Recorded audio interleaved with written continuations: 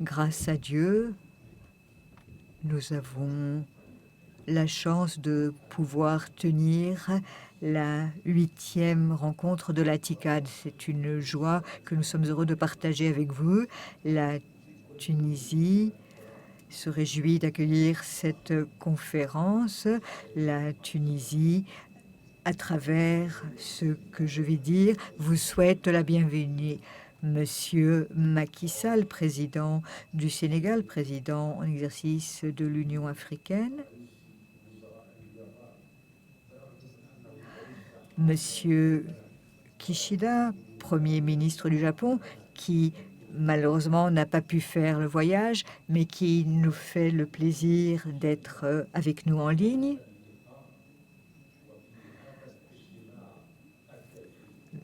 Mesdames et messieurs, vous savez que cette rencontre est une rencontre historique et je suis donc très heureux d'accueillir chaleureusement tous les participants. Pour commencer,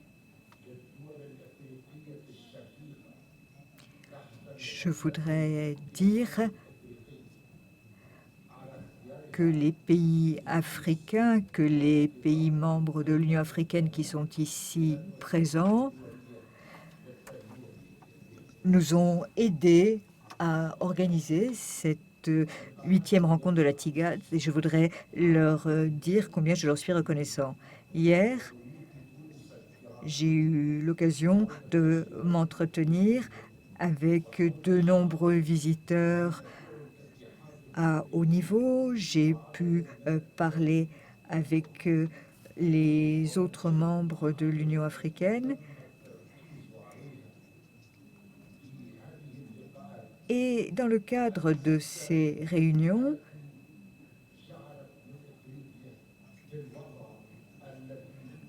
nous avons pu évoquer la situation actuelle de l'Afrique, parler des problèmes que nous connaissons aujourd'hui encore de nombreux pays, et nous avons évoqué les causes des problèmes qui sont aujourd'hui les nôtres.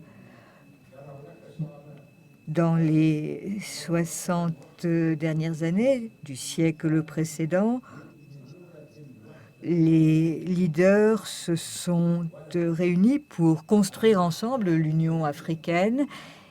C'était un rêve grandiose. Ce rêve grandiose, ce noble espoir, malheureusement, nous n'avons pas pu les réaliser. Nous sommes encore au milieu du chemin. Pourquoi? Quelle est la véritable raison de cela? Qu'est-ce qui explique que nous n'ayons pas réussi comme nous le voulions? Il y avait beaucoup d'options, beaucoup de choix possibles. La pauvreté,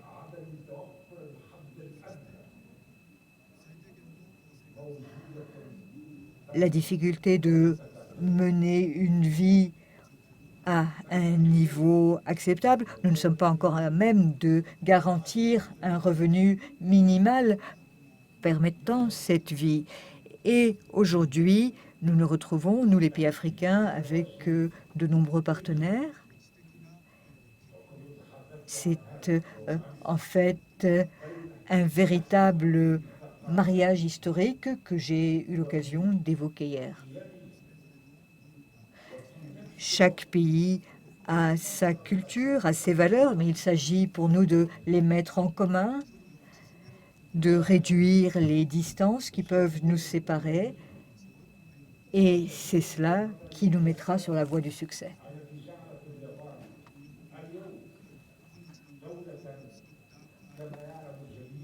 Pourquoi le Japon a-t-il réussi? Eh bien, si ce Japon a réussi, c'est grâce à une expérience que nous devons partager, cette expérience qui lui a permis d'entrer dans les pays, parmi les pays les plus développés. Dans une situation très difficile, le Japon a réussi à connaître un développement extraordinaire et cela a beaucoup impressionné les autres pays. Il y a une tradition, une culture qui ont été préservées au Japon en même temps que le pays s'est développé de façon économique. Beaucoup de pays peuvent apprendre de cette expérience. Mesdames et messieurs, je voudrais à nouveau vous remercier très sincèrement. Chers amis japonais, chers amis du monde entier, je vous remercie vraiment très sincèrement. Et en même temps, dans cette rencontre que nous souhaitons historique,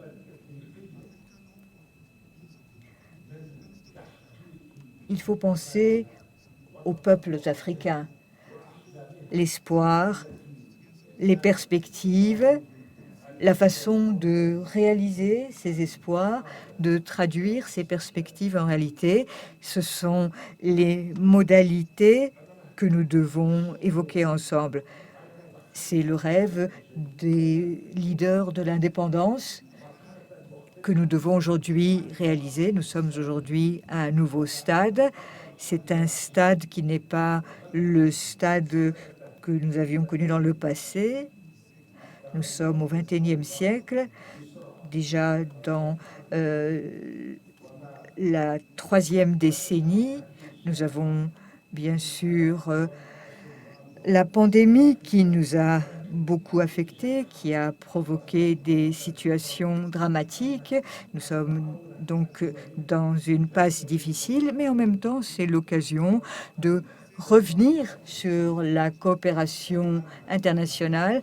Nous avons vu que la coopération internationale n'était pas encore arrivée au niveau qu'elle devrait atteindre. Les pays de l'hémisphère nord ont pu vacciner une grande partie de leur population, X fois plus que les vaccinations qui ont été administrées aux populations africaines. Dans de nombreuses régions, nous voyons des conflits, la guerre, la mondialisation a commencé au début des années 90 avec l'effondrement de l'URSS et des conflits qui nous ramènent au XIXe siècle se sont multipliés à travers la planète. Aujourd'hui, nous avons avec nous nos partenaires du Japon. Nous souhaitons partager leur expérience, connaître avec eux les possibilités, le potentiel que nous pouvons déployer ensemble. Et j'espère que nous pourrons réaliser ensemble nos objectifs et nos rêves. La Tunisie,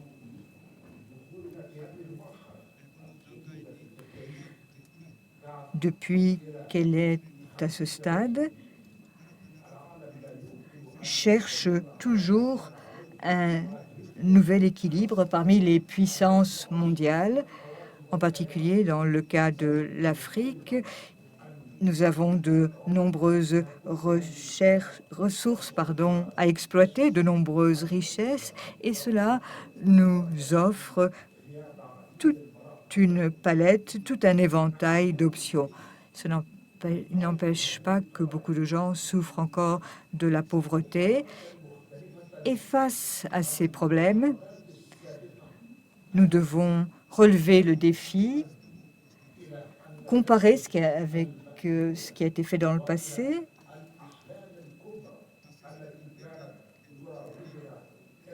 et œuvrer ensemble pour atteindre nos objectifs, réfléchir comment nous pouvons atteindre ces objectifs, comment nous pouvons atteindre la stabilité pour toute l'humanité.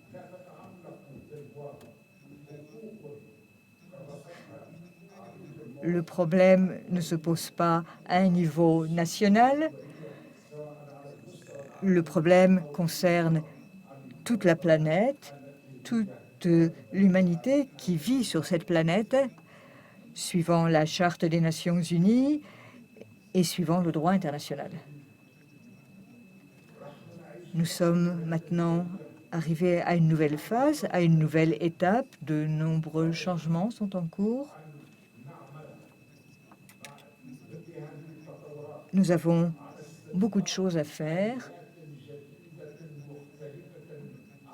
en particulier mettre sur pied de nouveaux mécanismes différents de ceux qui ont été utilisés dans le passé.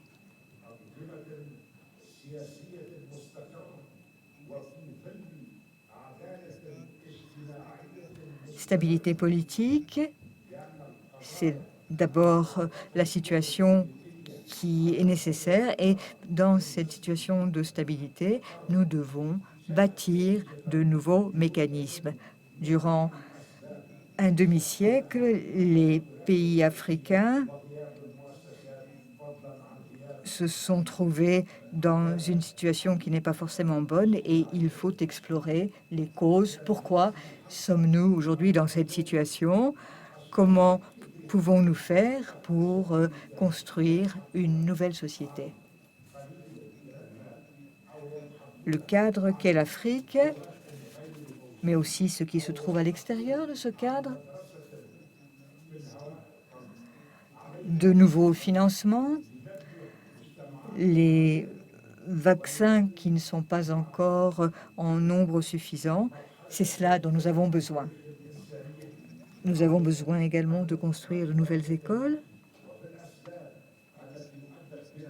Il faut regarder l'histoire, comprendre pourquoi nous sommes aujourd'hui dans cette situation et définir de nouvelles approches. Voilà ce qu'il faut faire afin de pouvoir réaliser le rêve qui est le nôtre. Cette conférence de la TICAD, avec son organisateur principal, le Japon, a réussi à mettre sur pied de nombreuses choses en un temps très bref, réduire les distances, partager ces réussites avec le reste de l'humanité. Ce sont là des choses nécessaires, et c'est cela qui nous permettra de surmonter les problèmes que nous connaissons à cause des déséquilibres qui prévalent sur notre planète.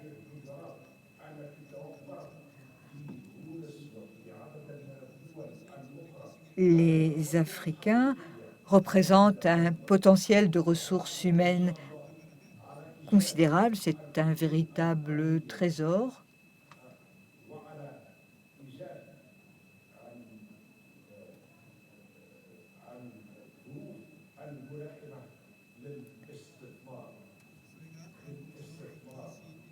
Et pour attirer les investissements, c'est quelque chose qui va contribuer à créer un environnement favorable. Je m'adresse maintenant aux investisseurs.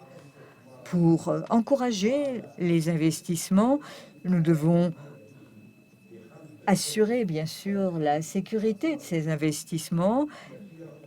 Et grâce à cela, nous pourrons créer de nouveaux emplois. Nous pourrons mettre en valeur nos ressources humaines, les exploiter à la juste mesure de leur potentiel. Beaucoup de problèmes doivent être évoqués aujourd'hui.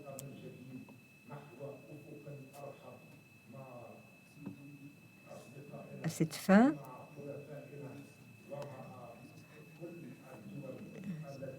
je voudrais dire à tous les pays amis, à tous les pays de l'Union africaine, mais aussi à tous les pays présents qui sont nos amis, à tous les pays avec lesquels nous sommes alliés, de bien vouloir s'associer à ces discussions. Et je voudrais une nouvelle fois vous remercier très sincèrement. Vous savez que votre temps de parole sera limité à 3 minutes. 3 minutes, c'est certes très court.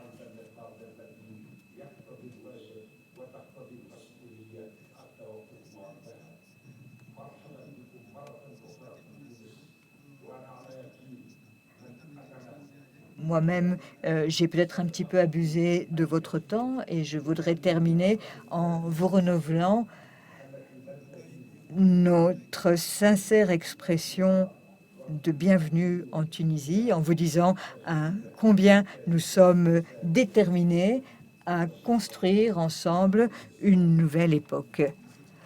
Merci, mesdames et messieurs.